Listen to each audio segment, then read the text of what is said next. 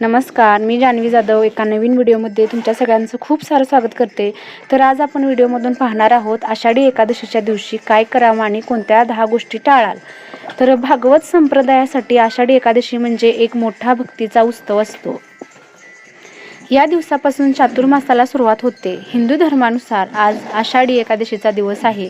वर्षभरात येणाऱ्या 24 एकादशीमध्ये आषाढी एकादशी म्हणजेच देवशनी एकादशी ही फार महत्त्वाची आणि पवित्र मानली जाते। भागवत संप्रदायासाठी ही एकादशी म्हणजे एक मोठा भक्तीचा उत्सव असतो। या दिवसापासून चातुर्मासाला सुरुवात होते। भगवान विष्णू पुढच्या 4 महिन्यांसाठी योग निद्रेत जातात, म्हणूनच याला देवशयनी एकादशी म्हणतात। आषाढी एकादशीच्या दिवशी दिवसभर काय करावे, तर शक्य असल्यास एकादशीचे व्रत किंवा उपवास करावा। भगवद्गीता, विष्णू सहस्त्रनाम किंवा हरिपाठाचे वाचन करावे।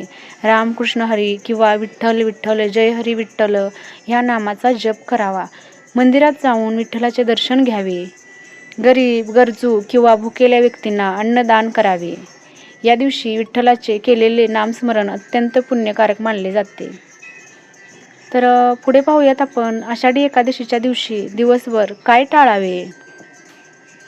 तर हे पाहण्याआधी आपल्या चॅनलला नक्की सबस्क्राईब करा आणि अशाच नवीन व्हिडिओ पाहण्यासाठी नक्की मला कमेंट करून सांगा। तर पुढे पाहूयात आपण आषाढी एकादशीच्या दिवशी राग, वादविवाद आणि कटू बोलणे टाळावे। नकारात्मक विचारांपासून दूर राहावे। व्यसन आणि तामसी पदार्थांचे सेवन टाळावे। शक्य असल्यास मांसाहार आणि मद्यपान पूर्णपणे टाळावे। दिवसभर शक्य तितका सात्विक विचार ठेवावा। एकादशीच्या दिवशी जमिनीवर झोपा। कोणावर टीका करू नये, खोटं बोलू नये। दिवस रात्र देवाचा अखंड दिवा लावून ठेवा। ओम नमो भगवते वासुदेवाय नमः या मंत्राचा जप करा। उपवास केल्याने 100 गायींना दान केल्याचं पुण्य मिळेल। तर आषाढी एकादशीचा शुभ मुहूर्त काय आहे, तर ते पाहूयात आपण। तर एकादशी तिथी प्रारंभ आहे बघा 24 जुलै 2024 रोजी सकाळी 9:15 सुरू झाला आहे आणि एकादशी तिथी समाप्ती आहे 25 जुलै 2026 रोजी सकाळी 11:35 संपणार आहे। तर आषाढी एकादशी पूजेची योग्य पद्धत। आषाढी एकादशीच्या दिवशी व्रतकर्त्याने संपूर्ण दिवस उपवास पाळावा। भगवान श्री विष्णू, भगवान श्रीकृष्ण आणि विठ्ठलाच्या मूर्तीची मनोभावे पूजा करावी। आषाढी एकादशीचे विशेष महत्त्व काय आहे, तर ते आपण जाणून घेऊयात।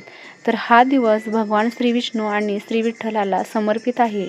वारकरी संप्रदायासाठी हा सर्वात मोठा उत्सव मानला जातो। नामस्मरण, भक्ती आणि सेवेला या दिवशी विशेष महत्त्व आहे। श्रद्धेने केलेली पूजा मनशांती आणि आध्यात्मिक समाधान देते।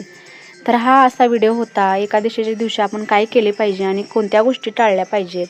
तर तुम्हाला कसा वाटला नक्की मला कमेंट करून सांगा आणि हा व्हिडिओ जास्तीत जास्त आपल्या मित्रमैत्रिणींसोबत शेअर करा आणि आपल्याला व्हिडिओ आवडला असेल थोडा जरी तर या व्हिडिओला स्किप न करता नक्की पहा आणि व्हिडिओला नक्की लाईक करा। तर कशा प्रकारचे तुम्हाला व्हिडिओ पाहायला आवडतील हेही कमेंट करून मला सांगा, जेणेकरून मी तशा प्रकारचे व्हिडिओ बनवत जाईन। तर चला भेटूया पुन्हा अशाच एका नवीन व्हिडिओसोबत। तोपर्यंत सगळ्यांनी नक्कीच काळजी घ्या।